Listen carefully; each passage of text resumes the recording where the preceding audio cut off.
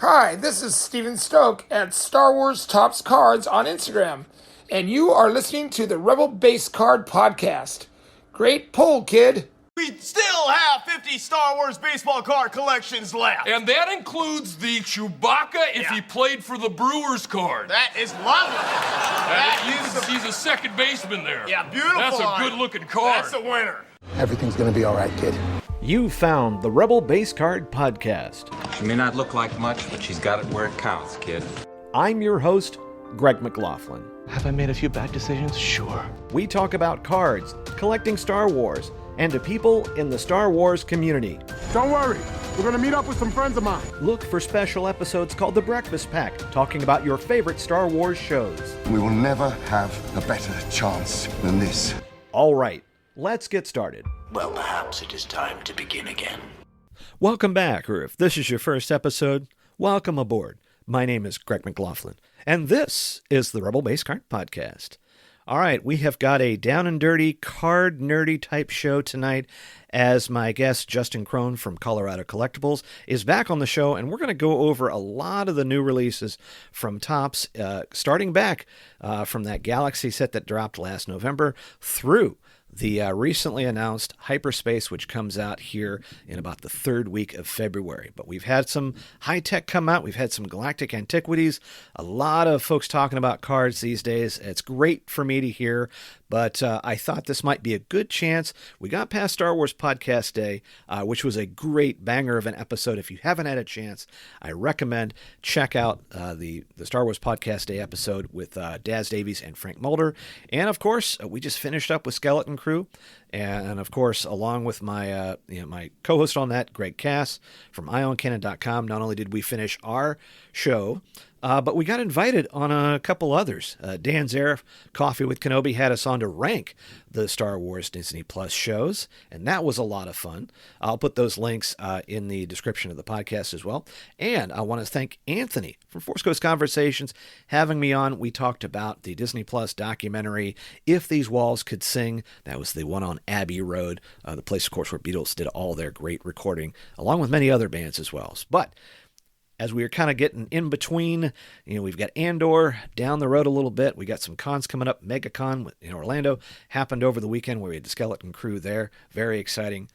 Time to kind of get down and dirty with some cards. My guest Justin Krohn and I are going to break this all down right after this. I'm gonna clean you out again. I don't know, I'm feeling lucky.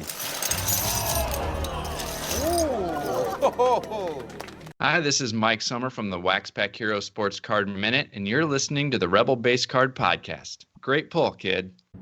We're in attack position now, sir. Hold here. We're not going to attack. I have my orders from the Emperor himself. He has something special planned for you. We only need to keep him from escaping.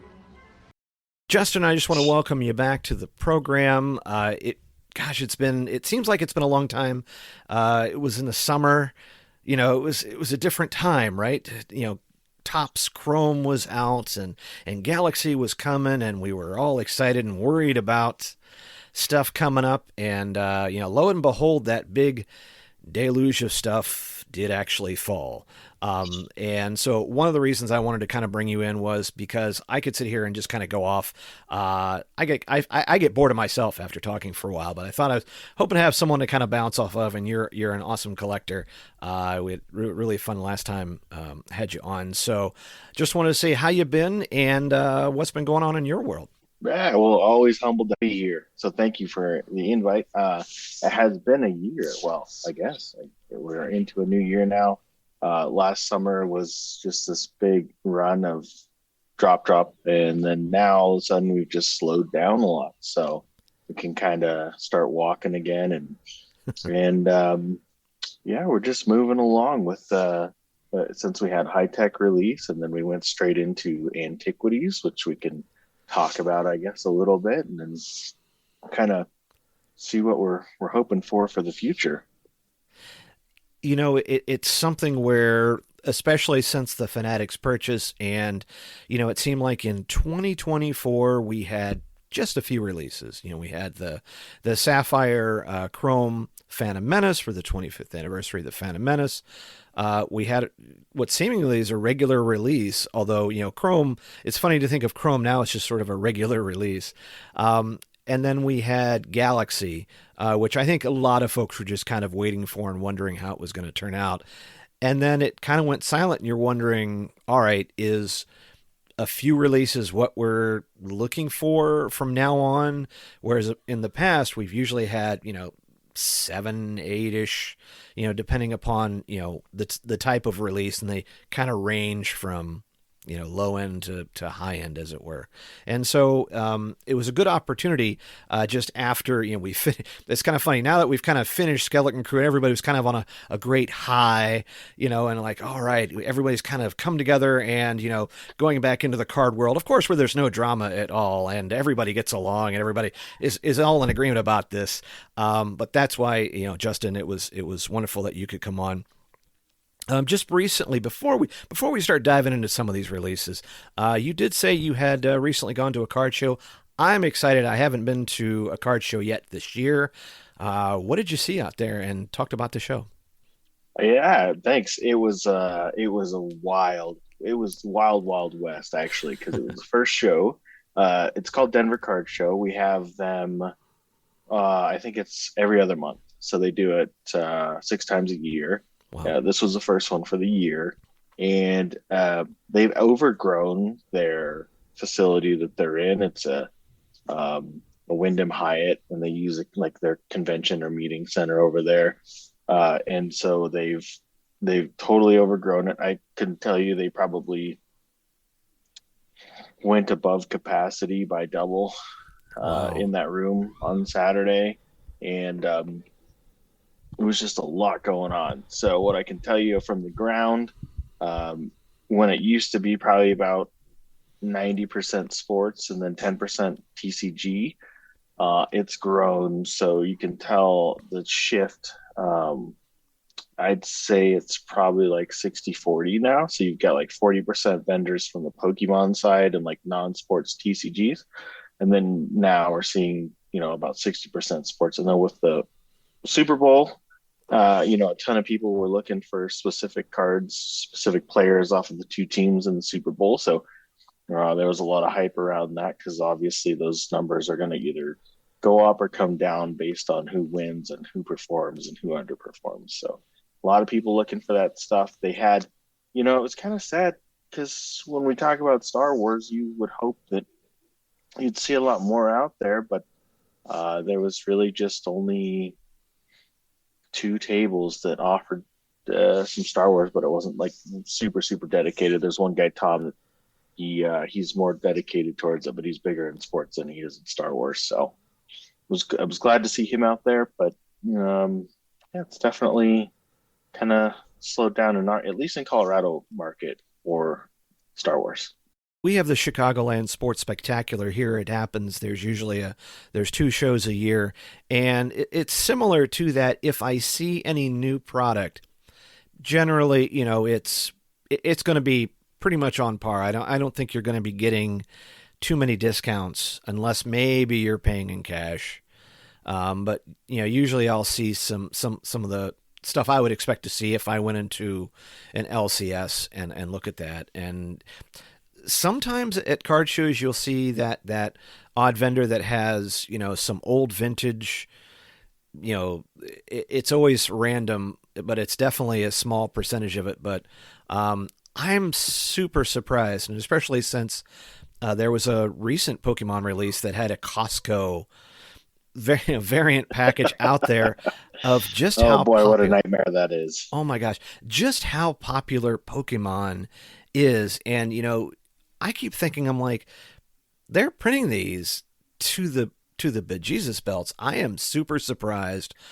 And I just don't know what people are going after, or what, like maybe I need to kind of look at the odds. But do you have any thoughts on just what is making some of these ones so valuable to go after?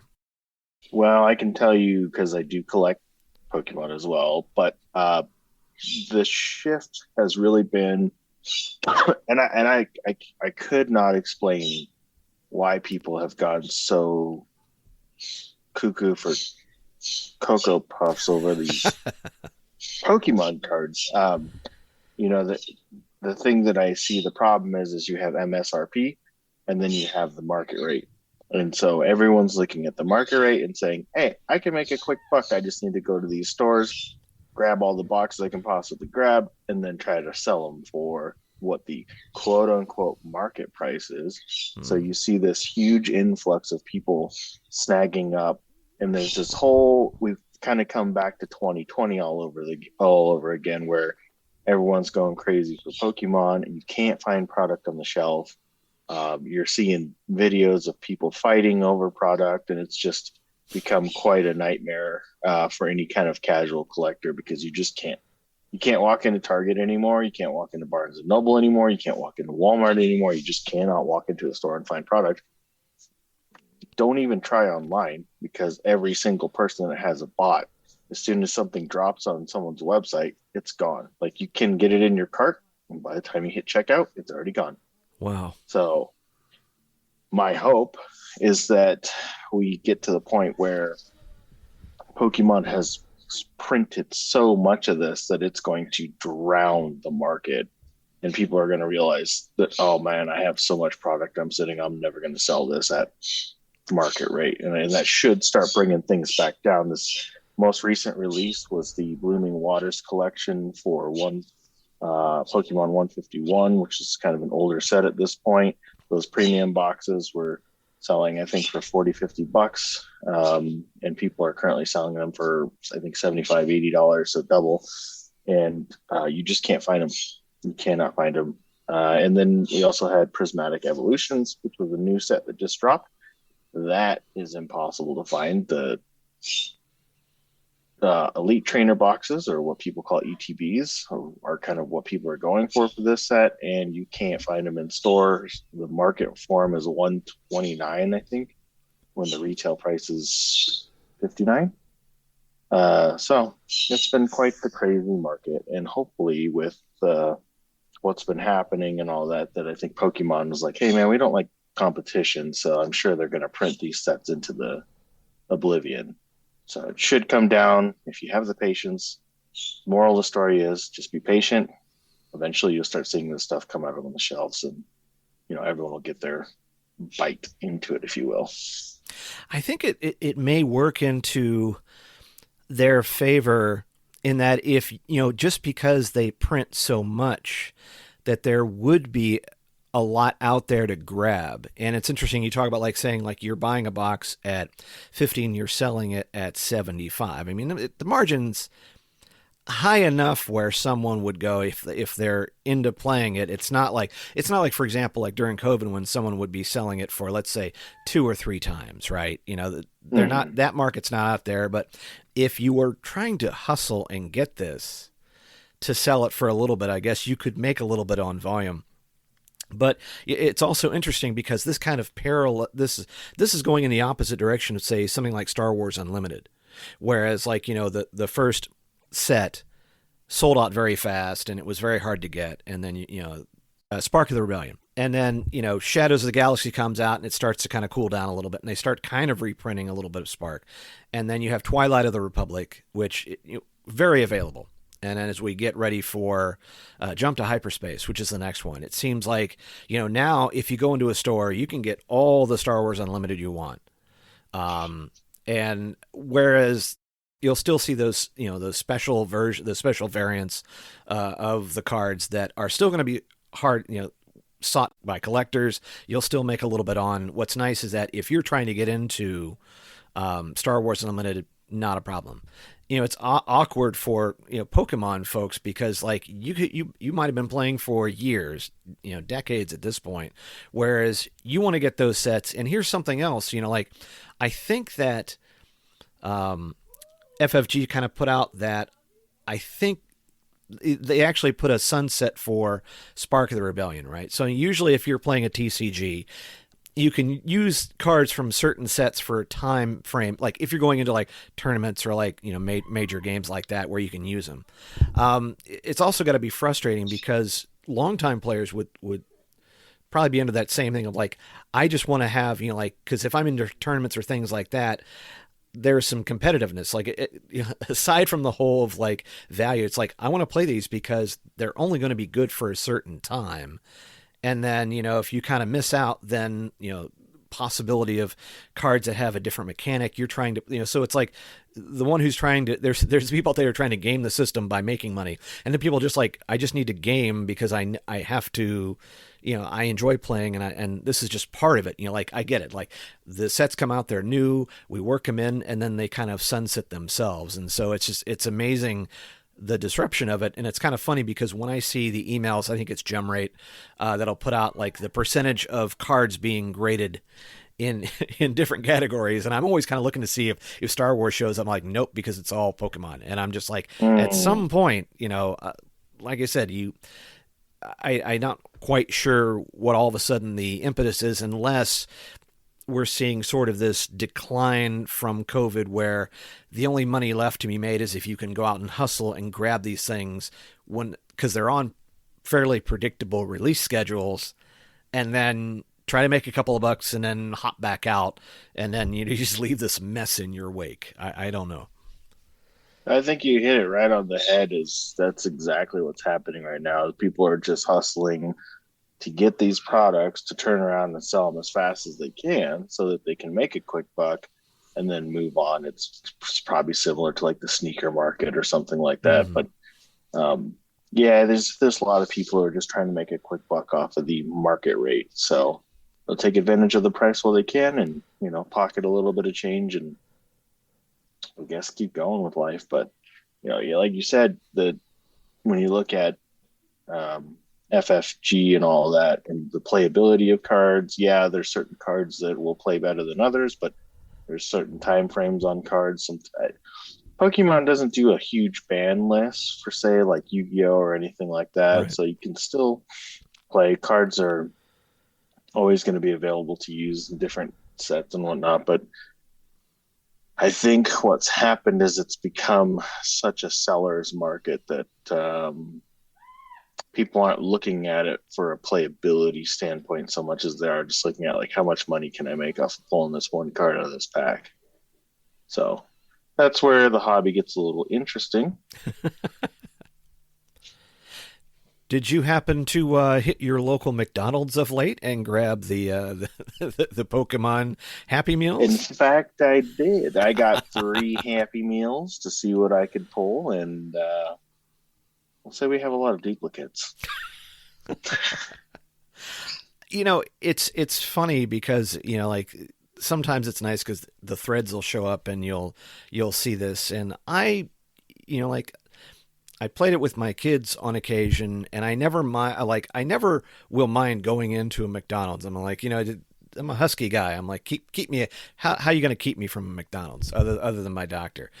But I do like the fact that they have something that's, you can get some cards and a meal. I'm like, it's fun. Even, and I like the boxes and just the way it's packaged. And I always kind of give props to Pokemon for doing this. And it was even cool because even they were advertising, hey, this is a new Pokestop here if you're playing Pokemon Go, which my daughter got back into. So once again, I've been sucked back into that one and all kinds of goodness there. But you kind of look and you wonder like, man, Star Wars, get back into the Happy Meal game, do something, make it fun, because this is, it seems like it's always an opportunity that's kind of missed. I mean, I guess, maybe when the next movie comes out, we'll get that. But in the meantime, it's fun to see, just like the Halloween variant for Pokemon as well. And I know that I think Panini did some, Score did some football ones, and of course the Topps holiday ones for baseball, which I think are fun. It's always kind of fun when you see something themed, something a little different in the hobby that we love. Well, you hit a really good point, and I think maybe, just maybe, they missed the opportunity with the Skeleton Crew because it was so kid focused or kid heavy. Like, I think they could have incorporated something with other retailers to kind of, I guess, pull the younger crowd into that scene and kind of get Star Wars back to Star Wars again. But we'll see what comes out. I guess with MegaCon Orlando this last weekend, that whole crew was out signing for the first time. So we'll see what that brings into the hobby going forward. So I think they could have collaborated with McDonald's or someone to bring out some sort of little Happy Meal toys or something for Skeleton Crew. But we'll see what they have for us for this year. And especially because there were no cards for Skeleton Crew other than in the Card Trader app. And it would have been great. I mean, can you imagine having a Skeleton Crew Happy Meal that had a couple of trading cards with some of the kids on them? Man, what a missed opportunity there. Because, there was a time and place where, you had the Topps Online weekly sets that came out. I mean, it made a lot of lunch money go, but it was really great because you got to see a lot of those first cards. And I think that as they started to add in the numbered variants for the online offerings, which I think kind of made them fun, now we haven't had anything come out since we had, the Throwback Thursday kind of sunset. And of course, last year we had Living Set that kind of went away. And so you're like, oh, come on. It seems like you're just leaving money on the table, Topps, when you are going, you could have had something there. Topps now, especially with hockey, baseball, which is coming up. Pitchers and catchers are reporting this week, and we'll soon start the Topps now there. It kind of blows your mind. Like I said, we're kind of preaching the choir on this one, but I think there could have been some more Disney Plus tie-ins, and hopefully with now we're not really going to see an Andor Happy Meal. I think that's sort of the antithesis of the Happy Meal, although that would be a scream if you had. It would be the happiest thing in Andor. I guarantee you nothing happy is gonna happen in Andor. But it is like Skeleton Crew was something like that I think came out of that was probably, as far as like we knew it was coming. Even I was surprised how much I enjoyed it. And like, oh man, there's some tie-ins there. Just like you see, like you'll still go on a Five Below and you'll see, good luck trying not to see a Grogu somewhere because it's everywhere. I think Skeleton Crew could have had that, and I think we missed out. And it's kind of funny because like you said, the Skeleton Crew kids are out there. I'll have a chance to, hopefully, if I go to London in the summer to London Film Comic Con, Ravi Wim is going to be there signing, and I'm like, I'd love a card of you to put in front of you that I would go, yes, and I will pay less here than I would. I'm sure MegaCon prices were a lot more than what I'm going to spend, but I'm like, I always like, if I want to get an autograph, I'm like, I want it to be on a card. That's my gig. And it's small and I can put it in a top loader and go home from there. But I'm like, if I have no cards, I am less excited to get an autograph from you, which is a shame. But at any rate, it really is, because we went from an era of like releases were going to happen. We knew about the releases. Taco Bell had an entire line of toys ready for you. We miss out on that. You go in, you used to be able to find carded figures at Target and Walmart. Rows were just stocked before the show came out.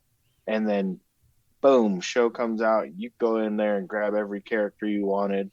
Now you can find maybe 3 different characters on the shelf, and it's just very lackluster. They don't produce products before the movies. They wait, and it's like a half a year after the movie's been out. Then we start seeing stuff hit shelves. It's like, dude, you guys used to be on top of your game with this stuff, and you were maximizing your profits and your sales by having this stuff ready to go when these movies finally hit. And it's like, they have just been dropping it left and right. And I just was like, yeah, I'm to your point. I would love to have a trading card with every Skeleton Crew character on it ready to go, so that like when these guys start touring like they did in MegaCon Orlando, you could walk up to them, pay for your autograph, and get that card signed.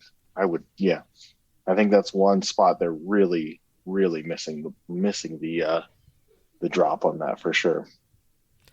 And it's funny because one of the things also at this London con, there's going to be a few guys there who were extras. They were stormtroopers in A New Hope and Return of the Jedi. And I've seen in kind of like doing some research on them, you see that the photos that they're using are ones I've seen on the vintage cards. Now, whether it's them or not, or they're just using it as, I'm like, it's a great idea. And going, I'd much rather spend less amount of money, but get you on a vintage card that, like let's say I go up and I have one of my 77s, and it's not in excellent shape, but it's one I know that I ripped from a pack in 1977.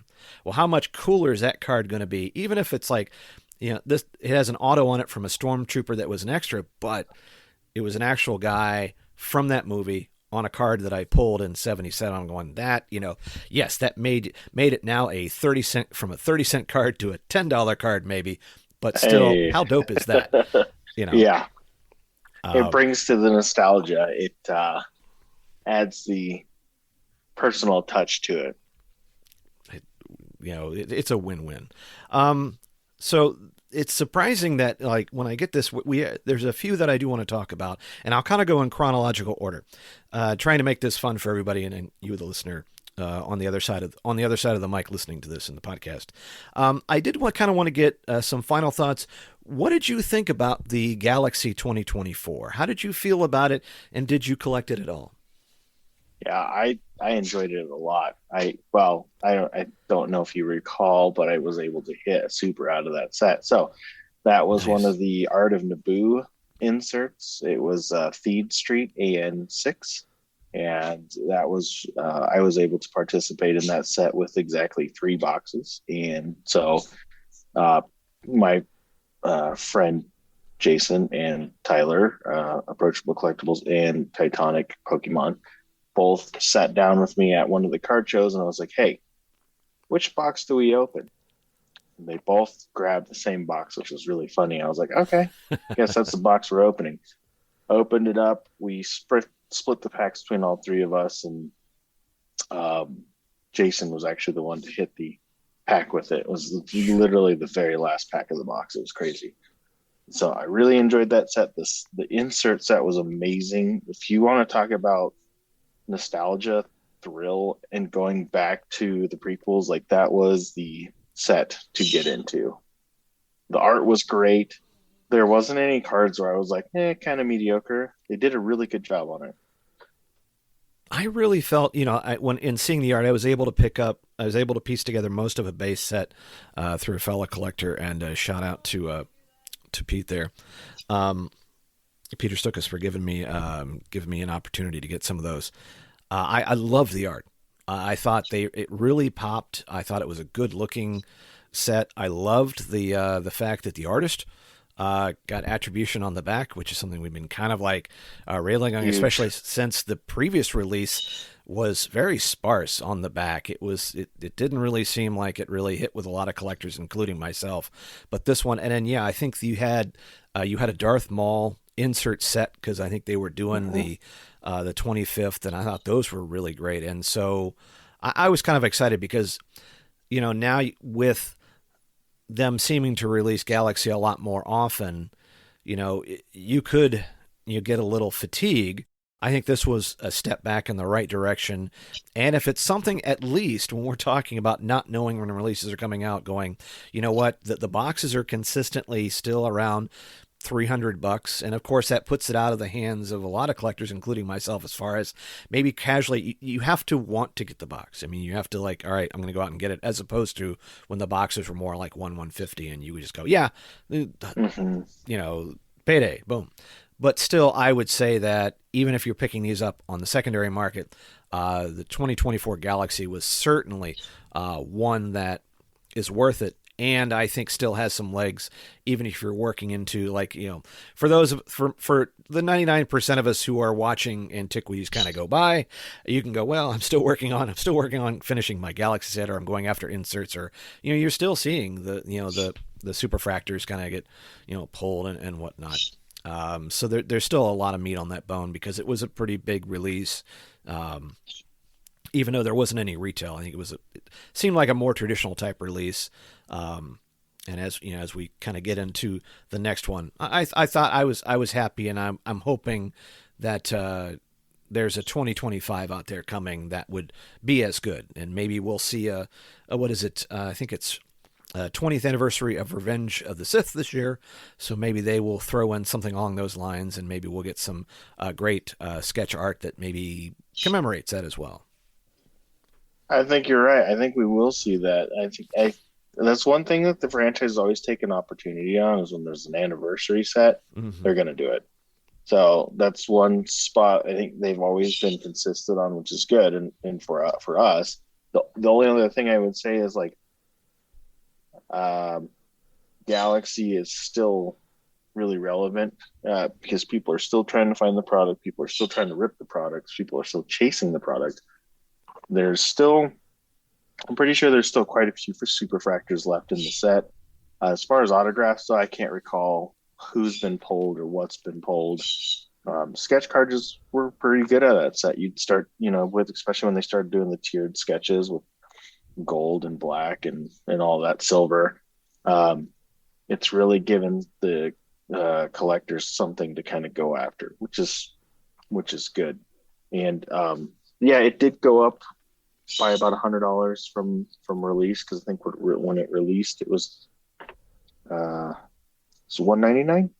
$189 from like GameStop, for example, and that was really cool to see that at those stores. But unfortunately, most stores only got like 2 or 3 boxes. So if you were fortunate to get them fast enough, you could get them there. But then after that, you had to go to a local card store to get it.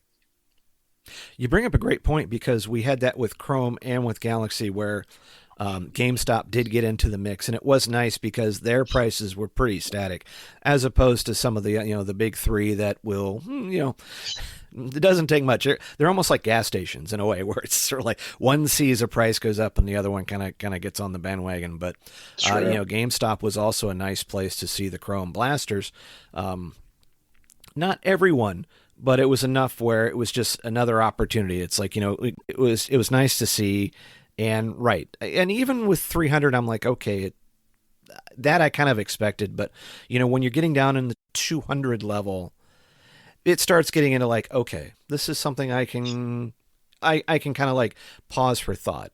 And speaking of which, that's a nice segue into the January release of Hi-Tech, which kind of skewed that. Now, on the good news for folks, it was like, it's coming around $199, but this is one where this was a box with 1 pack, 20 cards, but it's an acetate type card. We had our first look at it at New York City Comic Con. I think there were some promo cards. A friend of the show, Adam Marks from Garbage Shoot Droids, got me one of the Shin Hati promo ones, and they're very similar. If you go back to the 2016 Hi-Tech, I think it was 2016, 2017, 2023, and 2024. I think those are the 4 releases of Hi-Tech, but they're all very similar. You have the front. They're not. It's a transparent acetate, and so you can see through the card. You'll see the front image only, and then there's a solid back of the character. But it's an interesting release. It's just something, and when I remember when they brought it back, to me, it kind of felt like, well, if you're going Chrome, Hi-Tech kind of makes sense because it feels like a higher end product to begin with. And in this case, although I'm not usually that excited about spending a lot and getting a few cards, Hi-Tech has been pretty easy to get on the secondary market, and I'll kind of keep an eye on it, even if it comes down. If it comes down, let's say if it came down to like a 150, I might take a flyer on it, just because you might find something interesting in there, and it'd be fun to kind of have. This is Ian Taylor of the Marvel Card Collectors Podcast, and you're listening to the Rebel Base Card Podcast. Great pull, kid. Well, I suppose I got hardwire this thing. Hey, folks, this is Ro from the Scarif Scuttlebutt Podcast, where it's always sunny on Scarif, and you are listening to the Rebel Base Card Podcast. Great pull, kid. Yeah, definitely. I'm biased when it comes to that set because I'm a acetate lover. What you do with your cards is your own business, Justin. Yeah, there you go. So I thoroughly enjoy the Hi-Tech release, and that was another good one that I was very fortunate with last year during New York Comic Con. Not last year, the year before, excuse me. So it's 2023. And that was a fun one. I think what keeps the well, I don't want to say it's what keeps the price down on that set. It's fewer cards, medium price point. It was nice to see that they gave you 20 cards this year, though, instead of, what was it, I think 6 or 8 on the last set. So, for the price point, it's definitely a better buy. Now, if they, and I haven't looked at the prices on the current market, but I'm assuming they haven't really gone past 200, 250. And eventually, if people are still sitting on product, they'll bring the price down.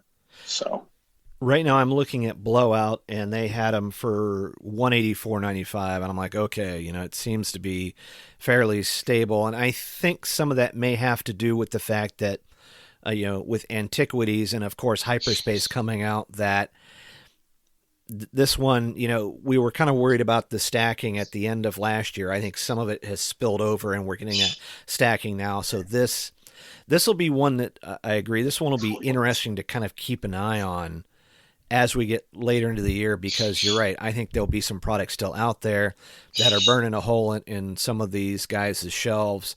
And it would be interesting to visit this around the time of the National in July and go, all right, who's looking to get rid of some boxes? Because, if you're patient, this would be an interesting one, just because there's, and we'll, as we get into Hyperspace and maybe later on, who knows? I'm assuming we'll see a Chrome or something. It'll be curious where this falls over time. Yeah, one thing that's very puzzling, I think, to me and a lot of other collectors, is why has Topps been so secret about these releases? Why aren't we hearing more about them? Why isn't there more hype around them? What are they planning on doing for the rest of the year for us? So we got Antiquities, which was huge for the big pocket, and then Hyperspace, which is coming out next week, I think. I think it's slated for so third week of so I don't know. The other thing is, too, when you go to look up these sets, I think Antiquities checklist dropped like 1 or 2 days before the product dropped. Wow. And you couldn't really find the link for it. I don't know how I found it.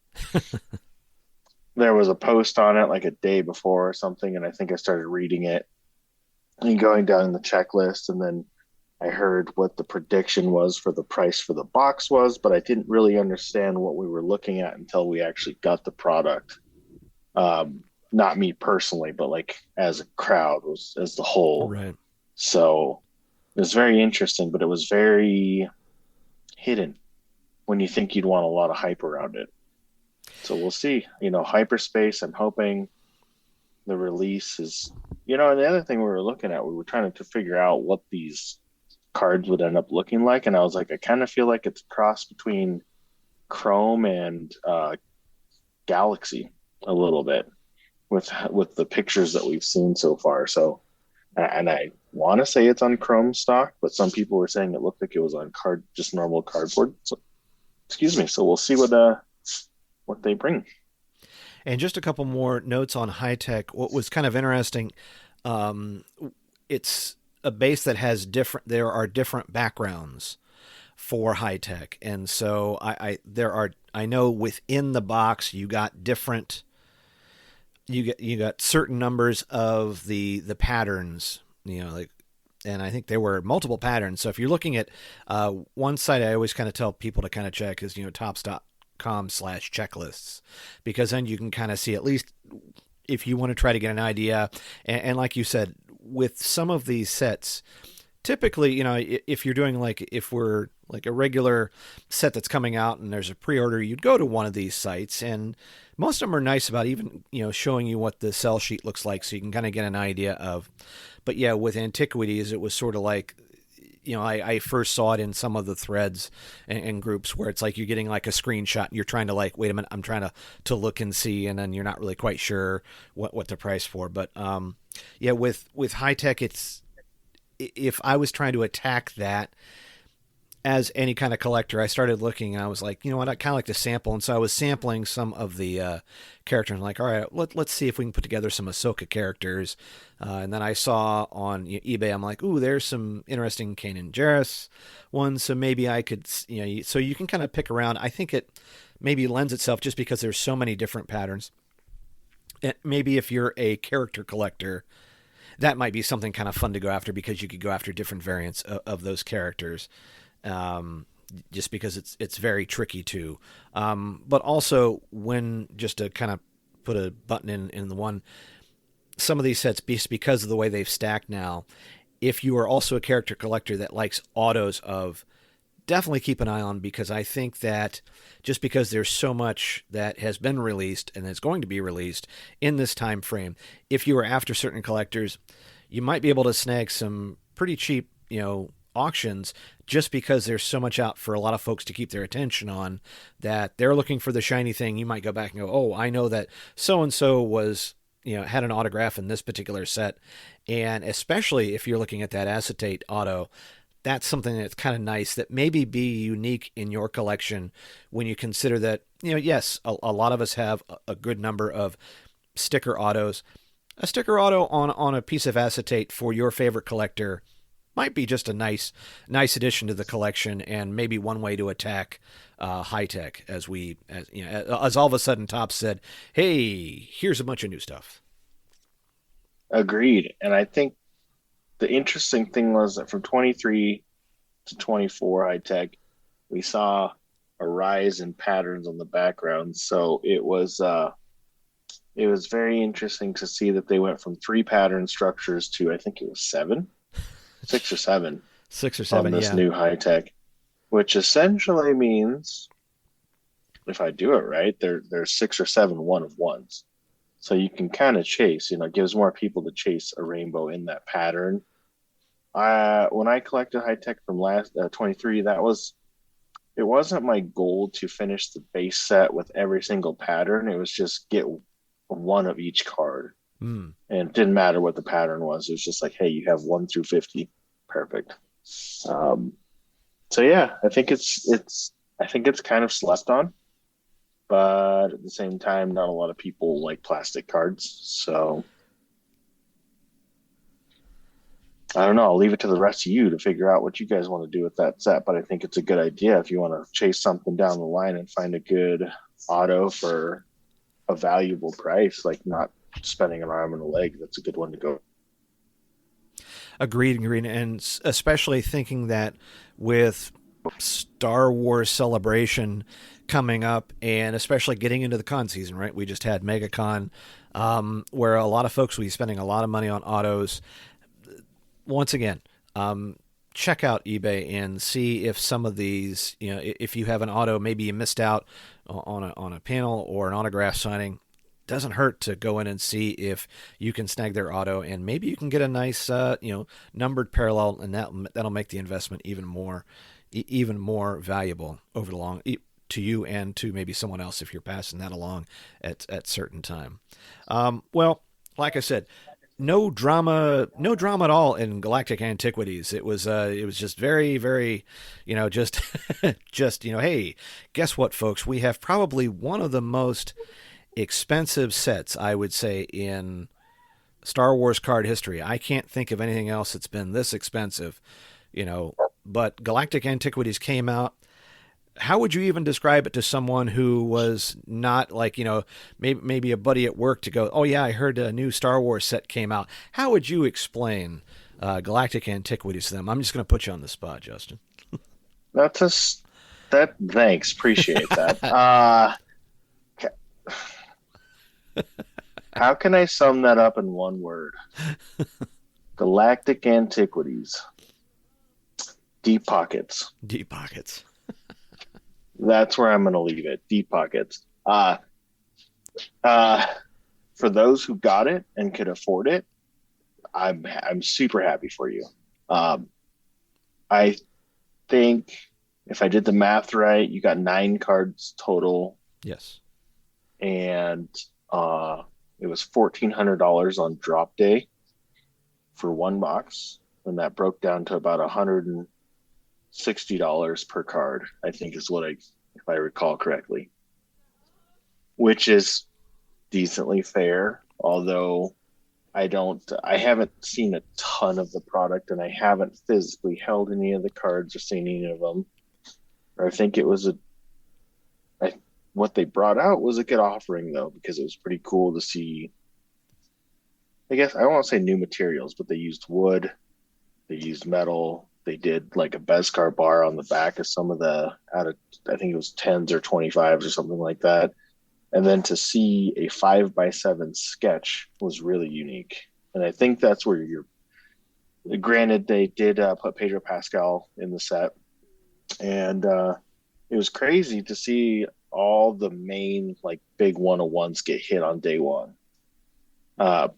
And I think a lot of people, I don't know if it necessarily deterred people though, because, people are still buying those boxes at $3,000 a box right now, which is very mind blowing to me, but I know that people have a lot of dispensable income and they can do that. And I do like the cards that they offered and the signers that they offered. Now, there were some signers that would definitely, you would be major upside down in some of those boxes. And I think for the most part, you're probably still upside down, but great change in offering and products. And I would love to see some of that stuff come to more of a friendly budget or more of accessible to the rest of the public. But, we'll see what eBay sales look like in the next couple of weeks. For those who are chasing those cards. Well, and just to go back, you had Carrie Fisher, Mark Hamill, Billy D. Williams, Peter Mayhew, David Prowse, Anthony Daniels, Harrison Ford, Adam Driver, Daisy Ridley. I mean, it goes on. Ahmed Best, John Ratzenberger. If you're trying to fill your Major Brenderlin, Oscar Isaac, Pedro Pascal, like you said, Freddie Prinze Jr. was in this set as well. And so you had these tribute autographs where it looked like the old 77s, Ahmed Best, Werner Herzog, Anthony Daniels, so Giancarlo Esposito. And so in those cases, and especially if it had stayed at about that retail price, because we've had signature sets that were like $1,000 before. I want to say it's been a while, but sort of a higher end. And like I said, back in a day where you had a number of releases, this would have maybe raised a couple of eyebrows, but not really, because you go, okay, this kind of makes sense, because it's clearly for this. When it kind of comes out, not a ton of warning, and you see this, you're still trying to wrap your head around what this is, and it comes in a very large box, and you have the 9 cards, and like I said, for the most part, if you're looking at around $1,500, $1,500, then for the heavy hitters that are in this, I go, that makes sense. Now, if you're going back and looking, happen to go, hey, I wonder how much this is on Blowout cards, and you see like $3,400, and you're going, that is insane. But also when you see breakers that were going, hey, I've got spots opening up for a couple $300. This was at another level of collecting that I can kind of get, and just like anything else, you go, if this is your bag, so be it. And that's great.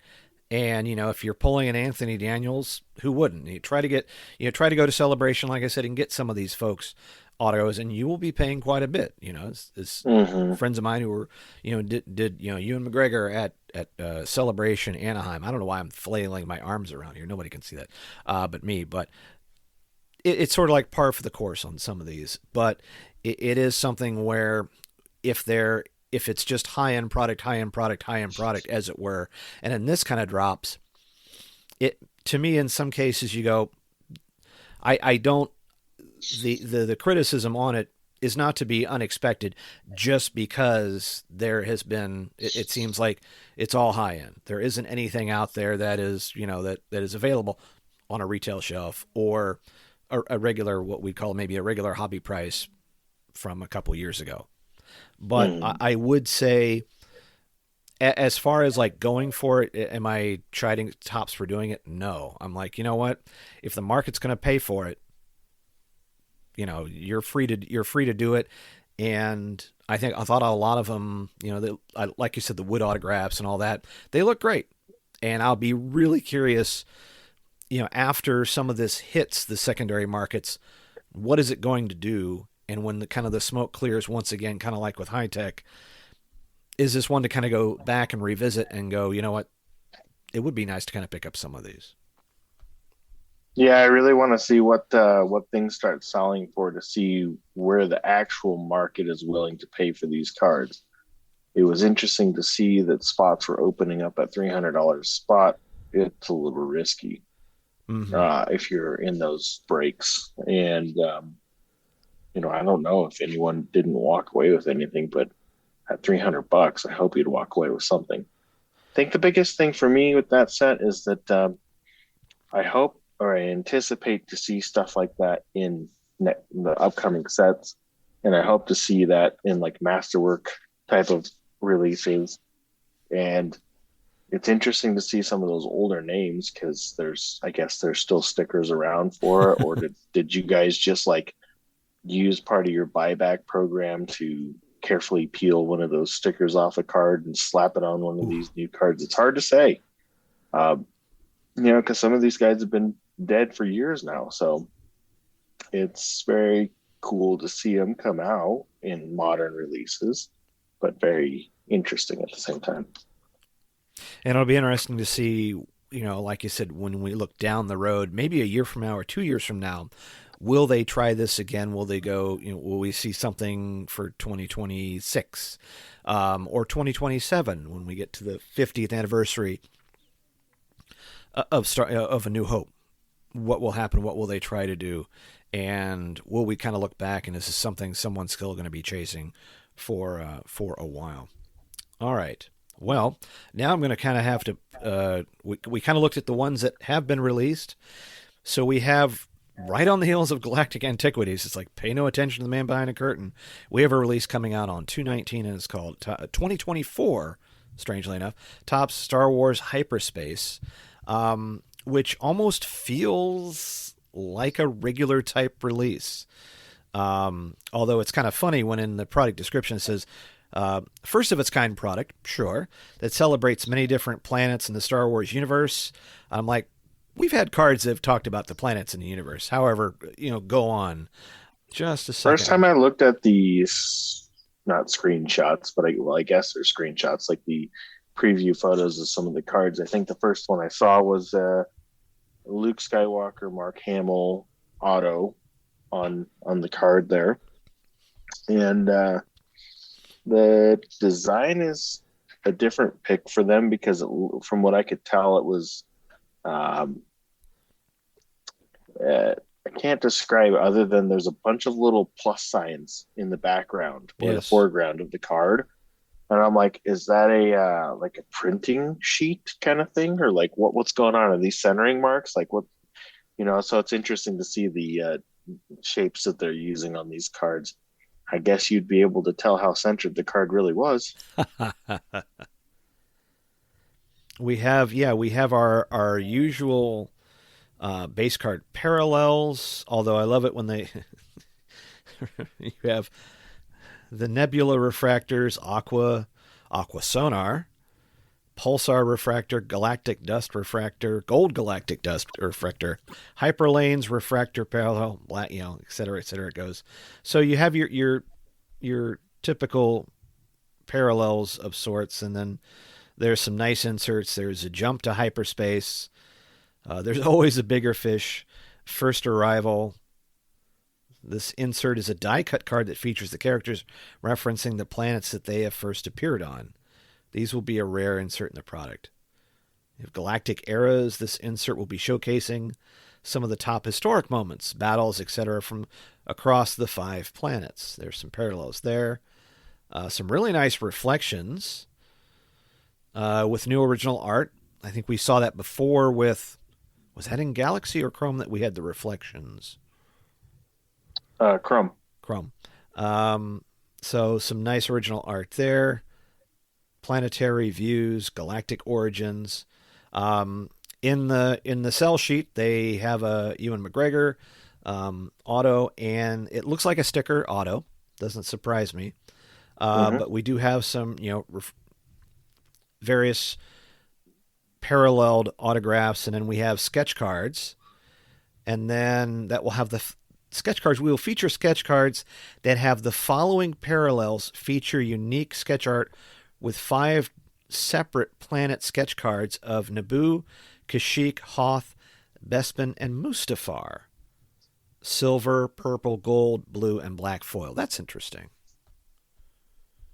So it's a tiered. Man, it really sounds like a Chrome release.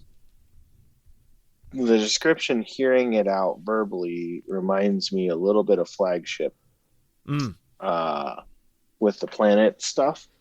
So it should be interesting. There's the die cuts.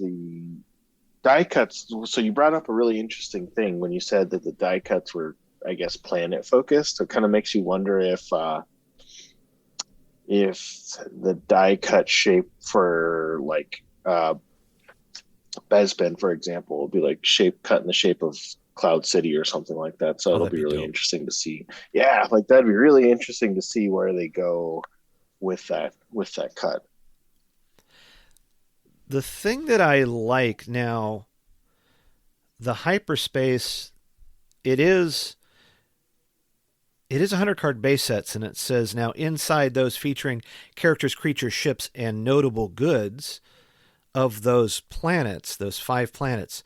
So what I'm kind of excited is the fact that it's not just a portrait, yet another portrait release.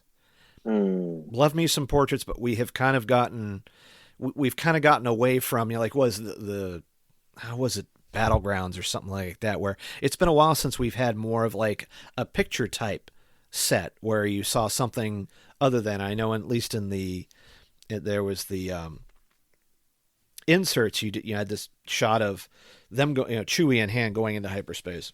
It looks like from Return of the Jedi because Han has a little more hair. But it would be nice to kind of see something a little different, to kind of get back to something, because after a while, and we kind of mentioned it when you started having a lot of these Chrome releases on top of each other, especially from 2023. What makes a Topps Chrome, Chrome Black? After a while, they start looking about the same, and so what makes one set different from another set? And I know that a lot of folks, they don't want to see necessarily, that your higher end collectors maybe don't want to necessarily see scenes from the TV show or movie. They want to see original art, or they want to see, 101s or something like that. But in this case, it is kind of nice because, yes, some people may call it just regurgitated scenes. Now they're going, all right, let's make it interesting, especially if you give me a good price to kind of chase the set. Then I'll go, all right, now I've got something, and there's, you're having a little fun with this. I really would like to see. Now you kind of got me excited about the die cuts. I'm just bringing it up. I know. Cool. But you're putting original art, you're putting sketch cards back in there, so there's a lot to kind of chase. Like I said, I think if you get this at a decent price, and the only thing that I'm a little disappointed in is that, the pre-order pages on the big 3 or whatnot don't kind of give any indication of what the price was. Whoever saw it, whoever got the pre-order knows out there, and likely, so it'd be kind of curious. If you could get this for a couple $100, I'd be, okay, all right, this is kind of excited. And especially, I want to say, if I go back to, let me see. I'm going to take a stab at it. You ready? Yeah.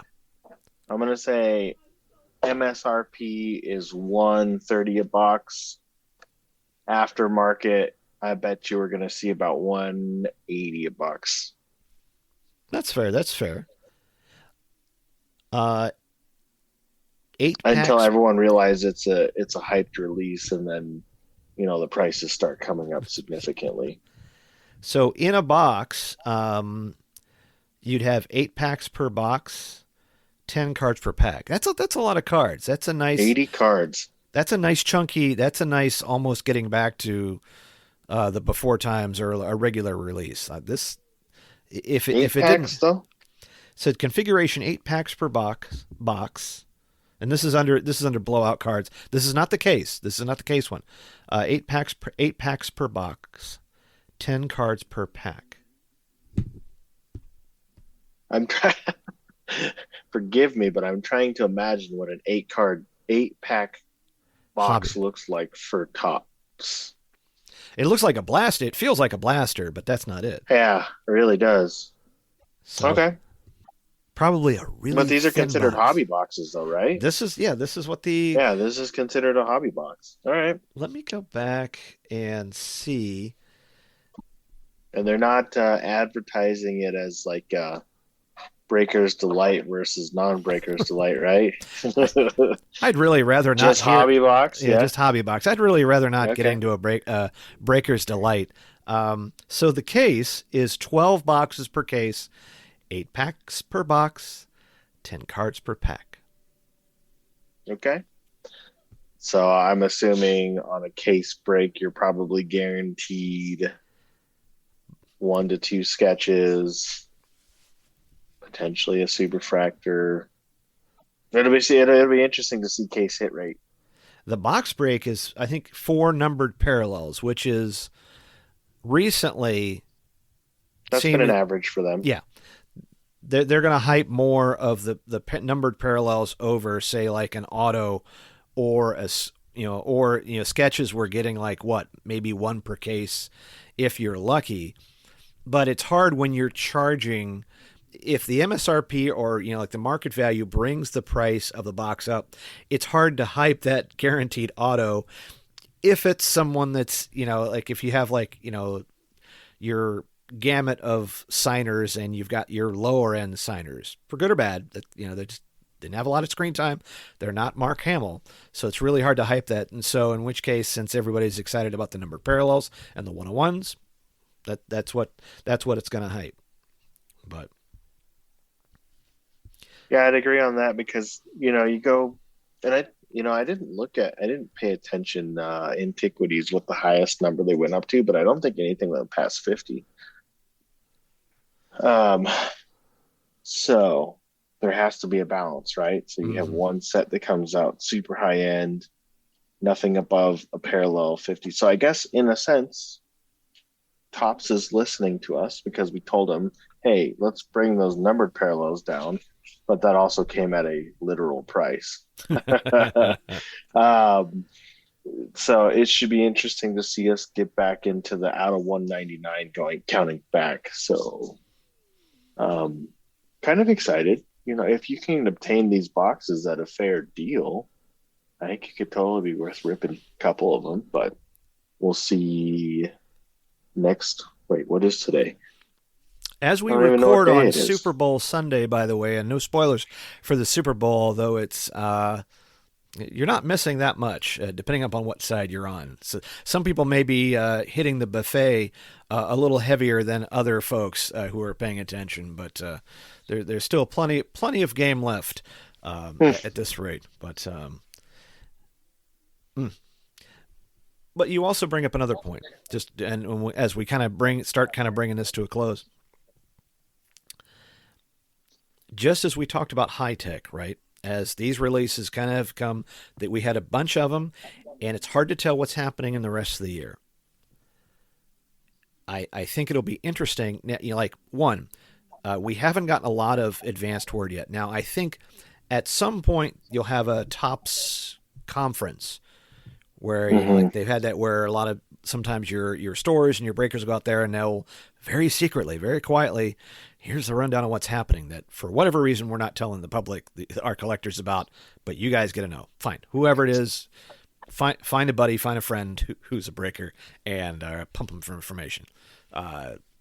Take that information as what you will. But it will be interesting to see what the price of, let's say, Hyperspace is. That'll be as we talked, that'll be the very latest release. How it's going to go up or down based on if anybody knows anything that's going to happen for the rest. If there isn't anything out there, that might keep the price up. If we know that something coming, and maybe this is what the secret sauce is, maybe by keeping releases quiet, you can keep the market there. If you tell that a lot of stuff coming down, maybe someone's less interested in getting in on a product because they don't know what's coming next or they don't know when the next release is. Who knows? I need a tinfoil hat now. Yeah, that kind of falls into the realm of FOMO. True. You know, it's like, hey man, when's this next set coming out? I need it. Oh, but we don't know anything about it, and we don't know the price. And then all of a sudden it just drops and then sells out within a minute, and then you're just kind of like stuck, like, oh man, like what now? Exactly. All right. So to kind of to kind of wrap this up, Galaxy's still out there. It's a great set to kind of go chase. New stuff, new sealed is still fairly high, but there's a lot out there on the market. High tech, it'll be very interesting to see it once again. It seems to be, it may have been hurt by some of these other releases that are coming out. That'll be an interesting thing to keep an eye on. It's a different kind of card. If you're kind of cool with that, should be very interesting. Antiquities, it is what it is. It's the big battleship that's kind of went through and everybody kind of stopped, took note. Once again, we'll kind of see over time, but I think that the dust will settle and there's some great looking cards out there. Once again, keep an eye on it. And we would say just be patient. If you are dying to get there shouldn't be any lack of people out there who are willing to cut you in on a break. Put it that way. I think they'll be looking to kind of make their money back. Let them buy it, and if you're interested, there's resources out there you can kind of look and see if that's something you want to chase. But no, it's a high-end product, so lay out the money. Hyperspace is, to me, kind of a question mark. I like what I see. I don't know when it comes back on. Is it going to suffer from, hey, this is the new one now, and we don't know what's coming up next? If you are interested at all, keep an eye on those big three. Get email notifications for when they're going to release it. And I would recommend if you're gonna plunk down, if the price falls within something that is in your range, get it, and then that way you don't have to worry about it. Otherwise, like with anything, just wait and see, because we still have some other releases. If they do another Chrome and another Galaxy, some of that will be mass market.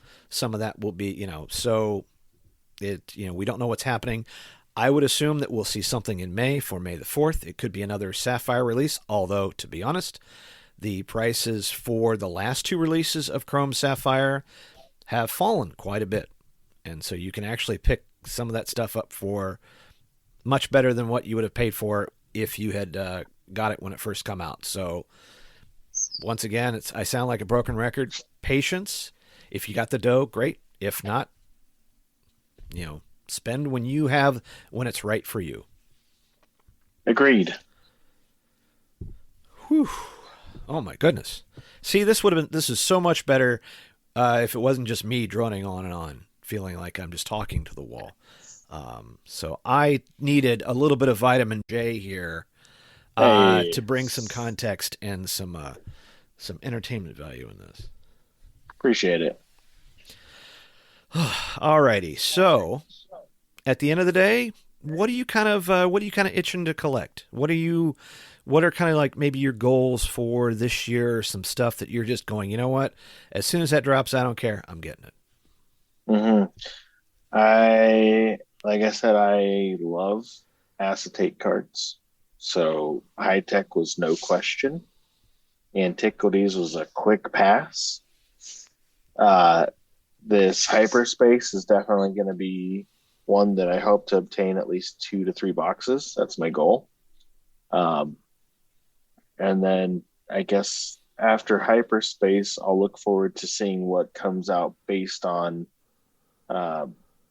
anniversaries, cons, and based on those releases, we'll see how that plays in and how well Fanatics ties in with Disney on that and all that. So it should be really interesting. Definitely kind of keeps us scratching our heads of like what's happening as the hobby,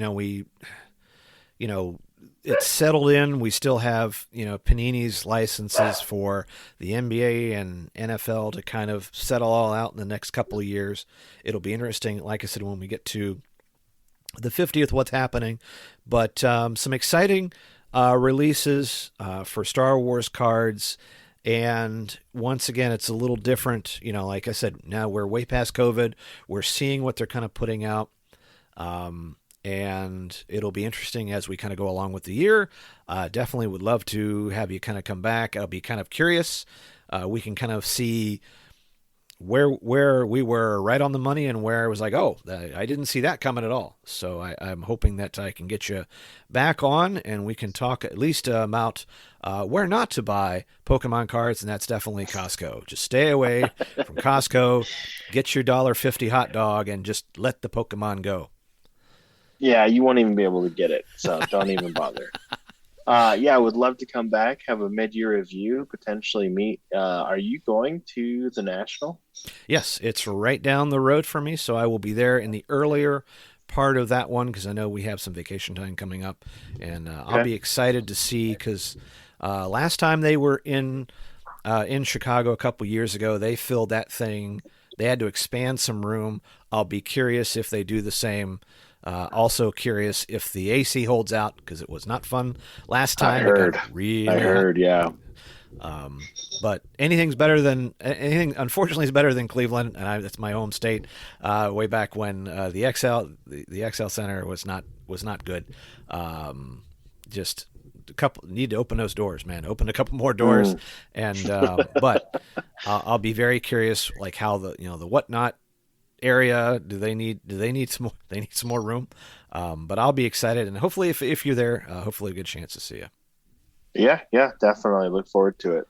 Really appreciate you having me on. No problem. And just quickly, and if someone wants to find, because I know you post some of your collection once in a while, where can they find you online? Yeah, thanks. I'm Colorado Collectibles on Instagram. I did recently start a Facebook page as well. Same name, Colorado Collectibles. So you can find me there on those two platforms. You will see more posts hit on the Facebook page as I post on Instagram. Excellent. Justin, thank you so much, and we'll talk to you soon. Greg, pleasure. Thanks. I'd like to check out, refuel my ship, prepare for my immediate departure. Once again, I want to thank my guest, Justin, for being on the program. It was such a pleasure not to have to listen to me go on for an hour or so talking about all these releases and especially the new ones coming up because I get questions a lot from folks and, comments about things. And if you aren't a serious collector, which most, I think, in the audience, we're kind of the casual to serious maybe. And if you see something you like, you're not shy in spending your money. But when something like Galactic Antiquities comes out, and you go, "Wow, that's really crazy," this show here, Justin can kind of help me kind of bring it down to like, "Oh, yeah, that's what it is," in context with everything else. And so it'll be interesting to see what other ones that we have coming out this year, and and you can let me know in the comments when I post this, or you can email and connect with me and find out, if you had some cards out there you were kind of interested in, or you had some things you're looking to chase. What are you interested in collecting? I'd be kind of curious. You can always, like I said, we'll let Card Squadron give you all the details. You can always, email me at greg@rebelbasecard.com or find me on all the socials. Like I said, I'll let Card Squadron take it out and give you all the details there. But otherwise, I hope you enjoyed this episode as much as I did, and looking forward to talking to you soon. Take care. The Rebel Base Card podcast focuses on cards, collecting, and the Star Wars community, and appreciates you coming along for the ride. If you have any feedback for this episode, you can reach out to the program in a number of ways. You can leave a comment on the Instagram post for this episode. You can also DM Greg on Instagram at Rebel Base Card. Make sure to also follow the Rebel Base Card on Twitter and Facebook at Rebel Base Card. If you want, you can send an email to greg@rebelbasecard.com. And you can find show notes for this and all episodes on the website rebelbasecard.com. In the Star Wars Card Trader app, and just about every other one, you can find Greg @CornFedTech. The Rebel Base Card uses the hashtag Card Squadron as a way to alert friends about cool cards and recent drops in the galaxy far, far away. It's a great way to bring our community a little bit closer together and help one another finish our sets in time. We collect, communicate, and commiserate. Well, at least when we run out of credits or crystals to spend on our digital collections. Join the fun, even if all the other cool squadron names were already taken. And remember, we collect as one and would be honored if you'd join us. And if you are a sketch card artist or Star Wars artist or collector, cosplayer, and want to talk about your work, your craft or passion, drop Greg a line.